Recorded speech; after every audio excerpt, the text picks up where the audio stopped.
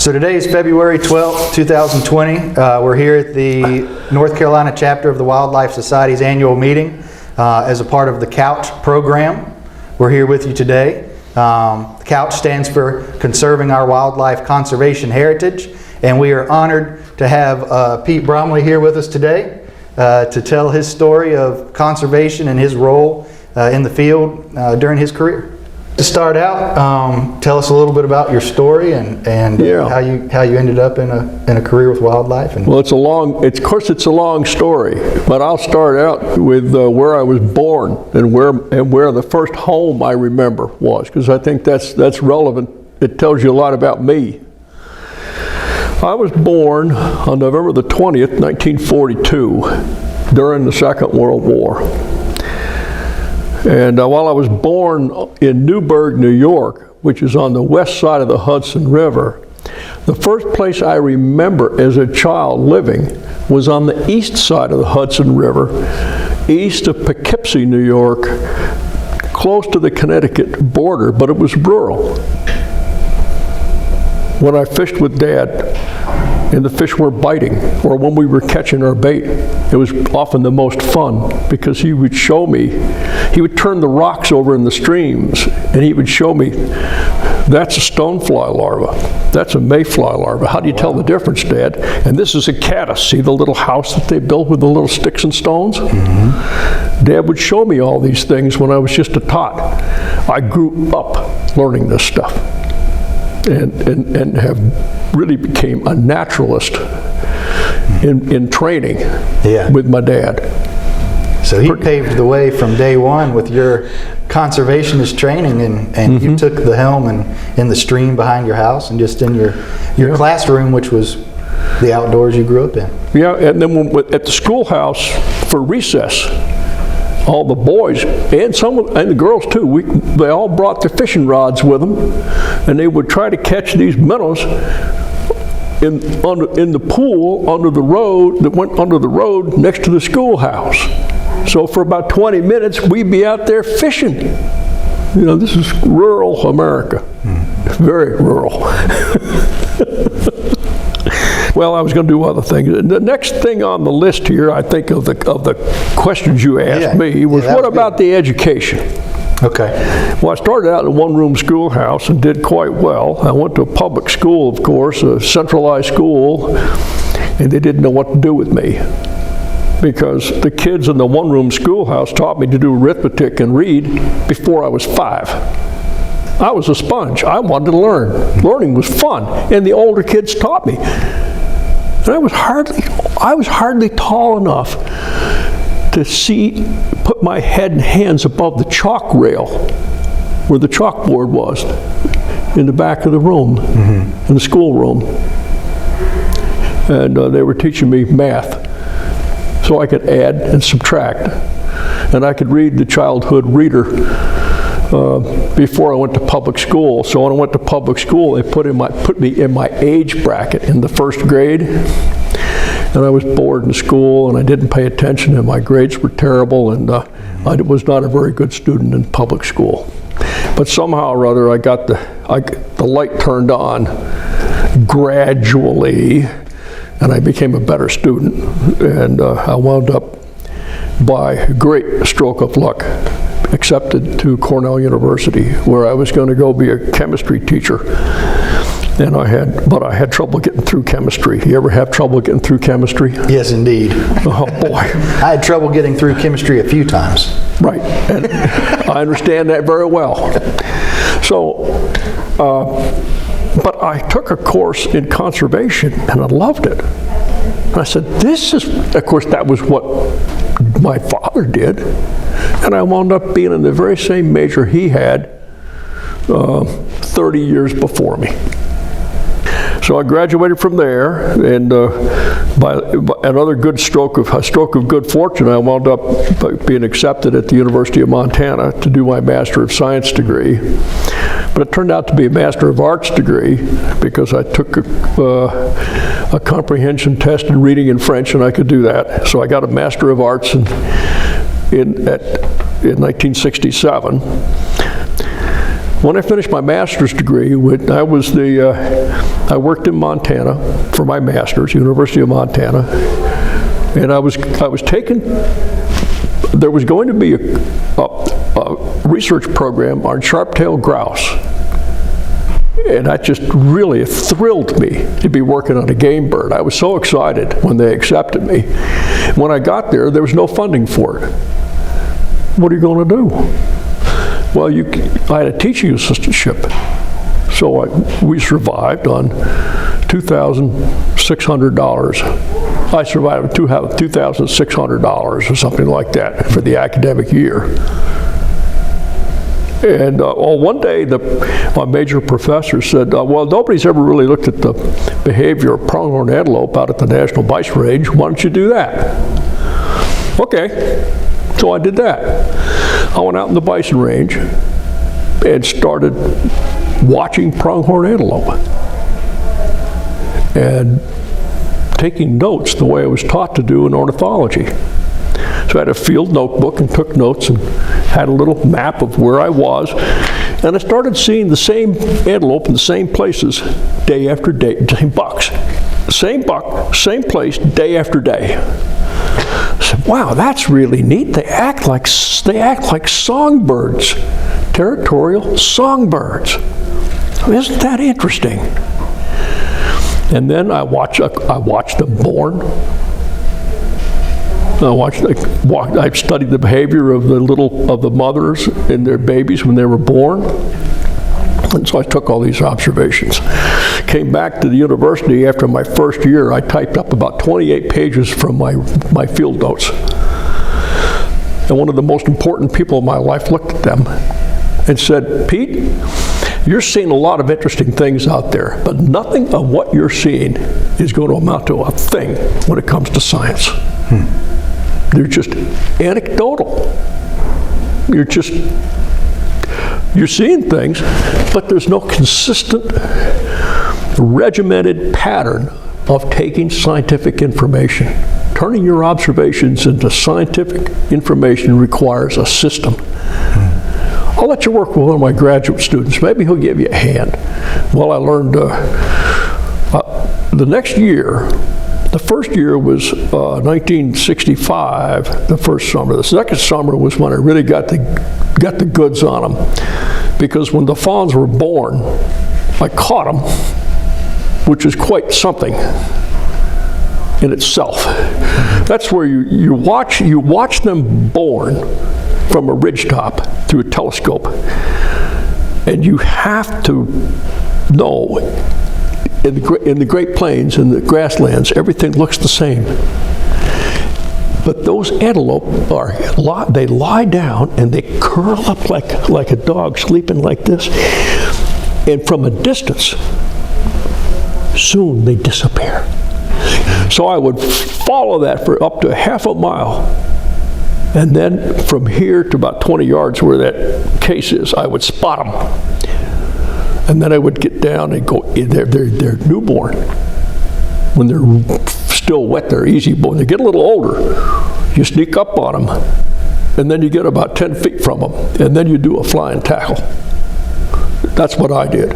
I just leaped like a bullfrog after a bug, and caught them. Put my hands on them and caught them. Weighed them, measured them, and put colored streamers in their ears. And then I knew which fawn was which. With that information, then I could go back up on that ridge as they grew up and interacted with their fellow antelope. And then as the summer rolled around, those bucks that all looked like they were separate, into separate places, and I made pen and ink sketches, freehand illustration, my only course I ever took for fun. I drew those antelope from the front, the side, the back, until I was satisfied that I knew exactly and for sure which one was which. A critically important thing. And I knew which one was, how they were interacting with each other, and documented specifically on aerial photograph where they were doing all these things, and summarized it while I was serving my country in the Army. And at night when I was home, I wrote up that competition between the males and territoriality, and it was published in the Journal of Mammalogy. Wonderful. And when I was a relatively young man, that work was famous. And I did more, piled it higher and deeper for my PhD later, after my military. You asked me a question about advice to students. Yes. You know, I was a student at the university for 12 years and never stopped learning. I still read books. I am one who loves to learn. If you, as a student, or as a young professional, or as a whatever part of your life you're still growing, and you think you need to learn to advance, I have a very, very important point to make. Before you enter a classroom or take in a speech that you really want to get something out of, ask yourself, what am I going to get out of this, and how will it be useful in my life? Stop and think about it. And then, when you get done hearing it, ask yourself, who said it? Was it important? What was it that was important? And why should I remember it? Now, you think that's a silly thing to do, but if you do that before you read a scientific paper, before you go to a speech, before you go to a professional, before you hold a meeting like this, if you ask that question, which you have done very well, you're going to get a better response and a better payoff for your time. And then I say to seek diverse experience in your early years in your profession. Internships, even if they don't seem like they're going to be quite what you want to do for the rest of your life, when you seek those diverse opportunities, you will learn things that will be useful to you. And also, I have a book here that I suggest that all wildlifers read at least 2 or 3 times. A Sand County Almanac by Aldo Leopold, and essays. He was one of my greatest mentors in my life, even though I didn't know him. Yeah, absolutely. We got that book as a required reading my first semester at Haywood. I went to school, and you're right. Don't just read it once when you're in school. You can read it years later and still find new inspiration. It means more to you. The more you know. Aldo Leopold was so well educated. He was like my father. He read the classics. He knew stuff. And it's so impressive. Well, here's my career path. When I was an undergraduate, I attended the equivalent of the Wildlife Society meeting, the student chapter meeting. It was called the Cornell Conservation Club. And they were all sitting around doing much of nothing. All these kids that were undergrads, just like me. And the only thing they did all year was have a game supper. That's the only program they had, was putting on a game supper. Well, that's okay. I mean, I like to hunt. I like to eat stuff I got, but that was not what I was in school for. I said, why don't we have a project? So, don't you ever do anything besides a game supper, I asked, as a student, being a real pain in the butt. And, well, no, we never thought of anything to do. Not like Haywood, right? Good place out there. I love Haywood. I love going out there and being part of one of his programs, Dave Dudek's programs out there. I think the world of the man. Absolutely. And so they all looked around at each other. Well, what do you think we ought to do? And I said, well, I think you ought to have a wildlife management demonstration area nearby here somewhere where people could go and want to learn how to do their own wildlife work. They could see it done, and we could do it. So I talked to the advisor, the faculty member, his name was Harlan Brumstead. He said, I'd like to go out to the wildlife management area nearby and do some stuff on an old farm for wildlife. Like brush piles and putting wood duck boxes on posts in the ponds and stuff like that. He said, sure, you can use the departmental vehicle. What? Well, I didn't have a car, but I had a driver's license.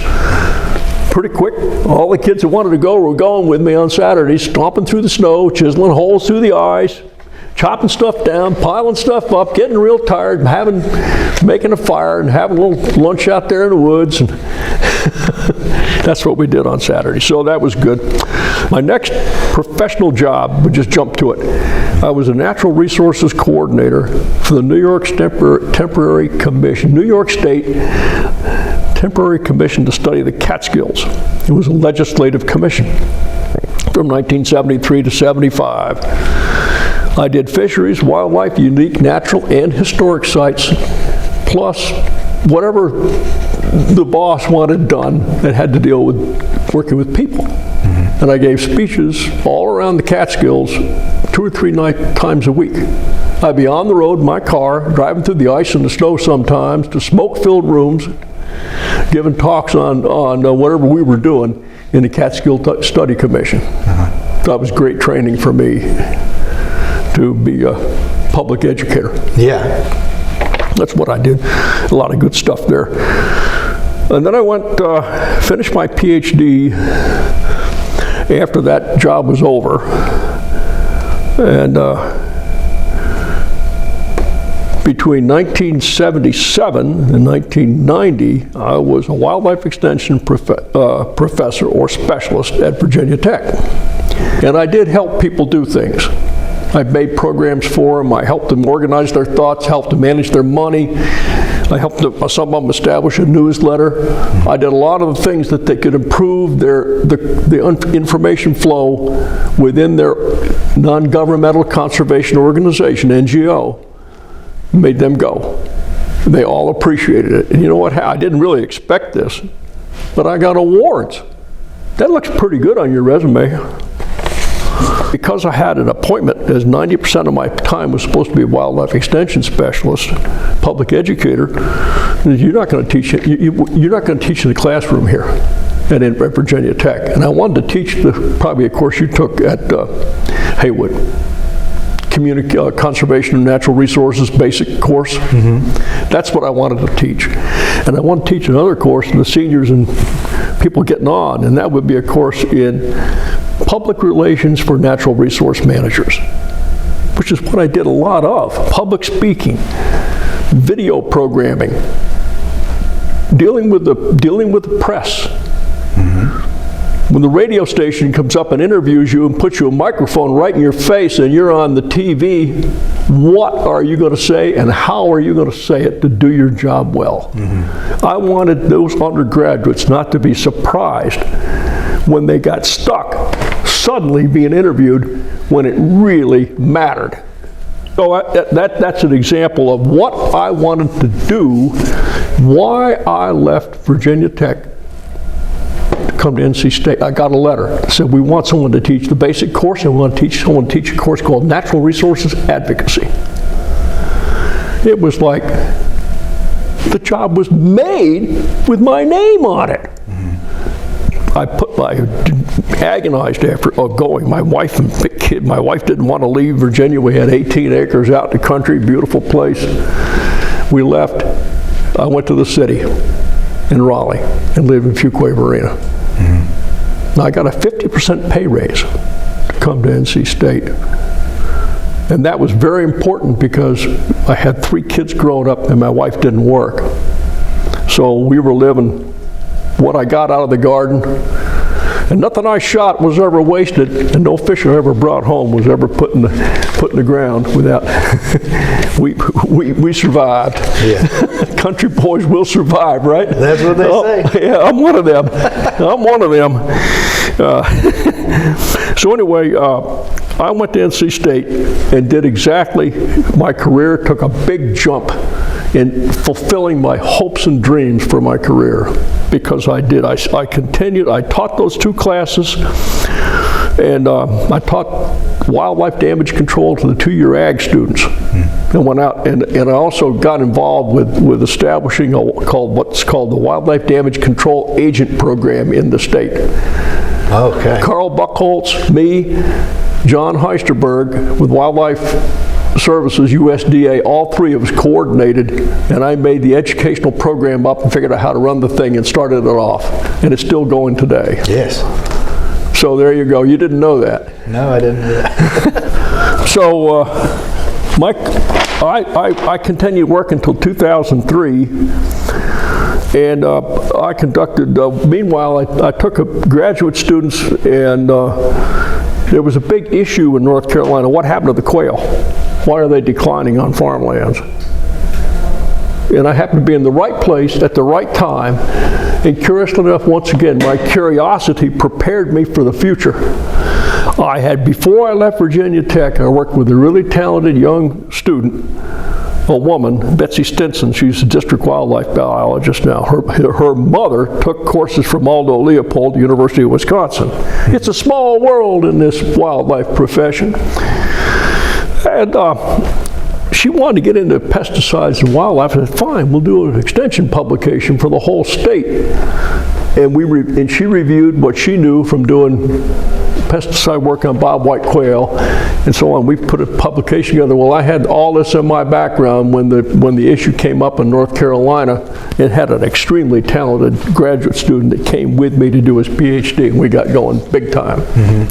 I'll get into that a little bit later. After I retired, for the next several years, I retired in 2003, which is 17 years ago plus today.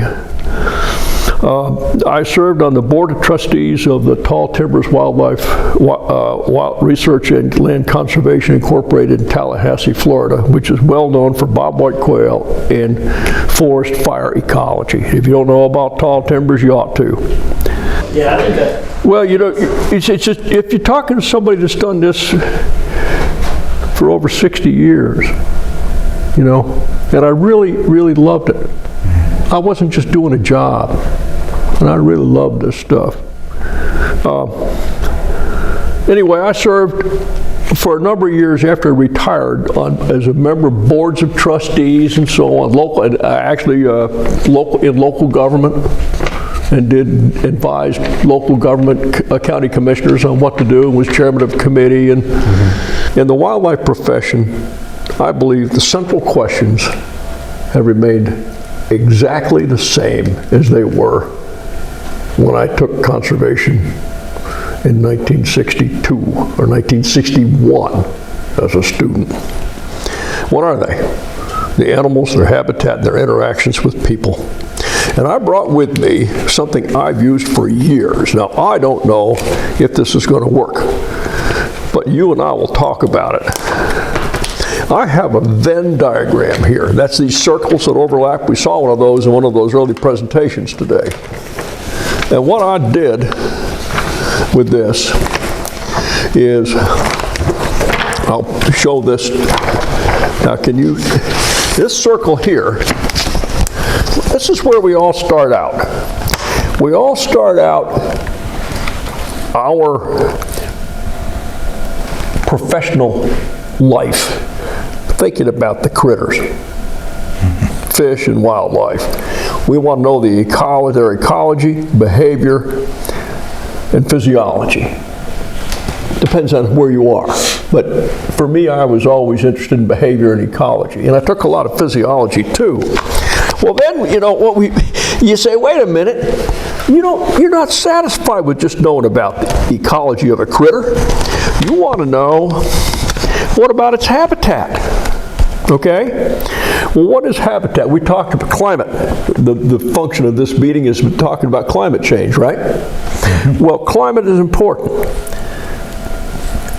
And it changes. And we know soil and water is attributes of the habitat, the topography, hilly or flat, mountainous or not, plant ecology, the distribution and abundance of plants. If you know about this, you should be able to predict the distribution and abundance of wildlife, and also do indices of habitat quality with respect to the wildlife you're interested in. So there's an overlap here, isn't there, where wildlife and habitat overlap. This is the same as it's always been, right? But wait a minute, what's missing here? Well, it's the big one. It's man overlapping.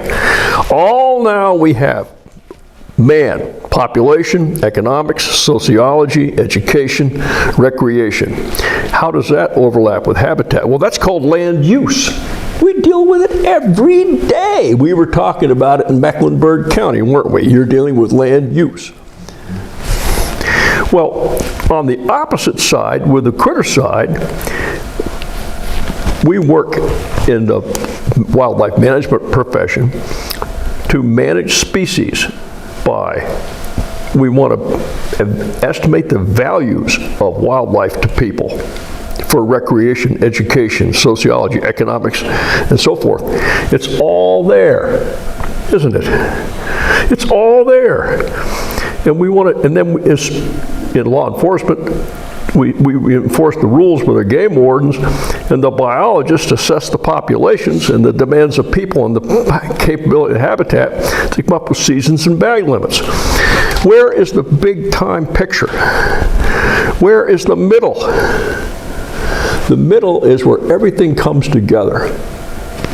That is the single most challenging aspect of our profession. That is it, where we balance what we know about people, wildlife, and the habitat, and maintain an optimal societal benefit from wildlife management. And it's the same. So the question says, you know, what's the same and what's different in wildlife? To me, it's still basically the same stuff, but our abilities are greatly enhanced. Right. Yeah, absolutely. So that's what I wanted to say. That's a big concept in a small piece of, on a small show. And that big challenge right there in the middle. Dead center. That's what makes it so difficult to be a wildlife administrator. So now we're getting down to reflections on the profession after all my years. And what's the role of the Wildlife Society in all this? Well, you know, I started out as an undergraduate as the vice president and president of my curriculum club, which turned out to be now as a student chapter of the Wildlife Society. That was more than half a century ago. I have found that the Wildlife Society has allowed the genuine relationships among people to flourish across the wildlife agency, Mecklenburg Parks, wherever you're working, Nature Conservancy, land trusts, whatever. The Wildlife Society is a place where you can build relationships, know people. And I don't know whether I was going to say this earlier, but didn't. I've got it in my notes. Oh, it's here. Over the years, and this network that develops of people that you call up on the phone, that you don't have to do a long time introducing yourself, but you got something going on and you need some assistance or you'd like their input, you get it straight from them because their relationship with you is established. And that's important. Now, I've been on numerous committees. I've served as president of both the Virginia and the North Carolina chapter of the Wildlife Society, and have been awarded for my service, and I'm very appreciative of it. And thank you for the new one, the Hero Award. The Hero Award, yes. The boy that caught a trout in a mason jar, right? But if I were a young professional today, I would also be involved in the Wildlife Society. And when you take a committee assignment, do well by it. Do your best effort at it, even though you're not going to get paid for it. Even though you may not be recognized for it.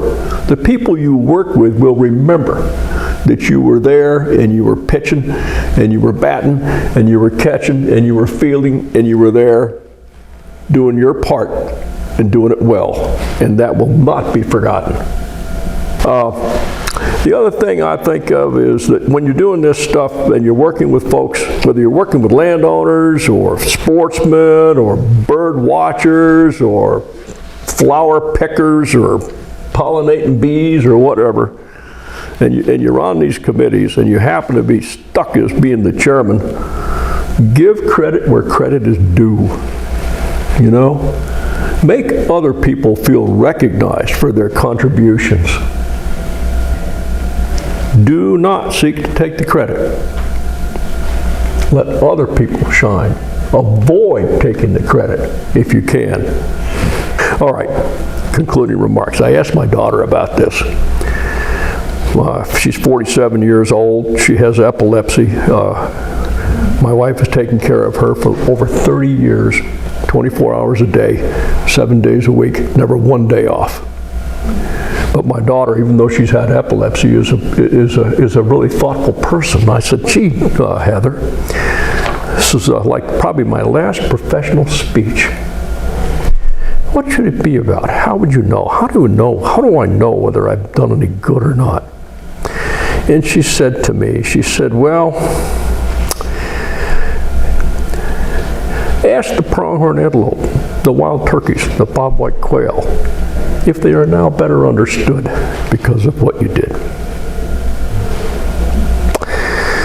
Ask the taxpayers, the ultimate people, our ultimate employers, as an officer in the Army, a staff biologist for the legislature, extension wildlife specialist in Virginia, and wildlife extension specialist, professor, administrator, NC State. Were you, the taxpayer, satisfied with my efforts? Ask my students, undergrads and grad students, if they were helped in their careers. Have I lived up to my motto? I used to tease my students with this. We'd have these meetings around the table in the old building, I forget the name of it, but it was across the Hillsborough Street there where everything was going on. I said, my motto with the project, that big project I was working with, I wanted to instill in these folks beyond, how do you know? How do you work on it? I said, our motto is to be on time, be on target. That comes from the artillery. If you're firing a nuclear weapon, you better not shoot yourself in the foot, right? Yeah, I was trained to shoot guns, big ones, and rockets. I'm not a rocket scientist, but I was one that shot them. And better be on time, on target, and better than anyone has a right to expect. If you can do that in everything you do in your life, I think as a wildlife professional, you'll be doing the best you can do, and that's all you can do. Mm-hmm. Thank you for your time. Thank you for your attention. I hope that somebody watches this and gets something out of it. Anybody that watches this will have something out of it. Maybe a good laugh. Well, it's been an honor being with you today, and I know myself and the rest of the committee behind the camera, we were all hanging on every word. I almost had to fuss at you for having to edit out me crying at the end a little bit. You know, that happens when you get older, you know, you get emotional. But yeah, it's easy to see how you've inspired so many people to be the best versions of themselves in conservation, and then how much you've touched the resource. So it's been a joy interacting with you today, and an honor to have you as a part of the project. Well, thank you.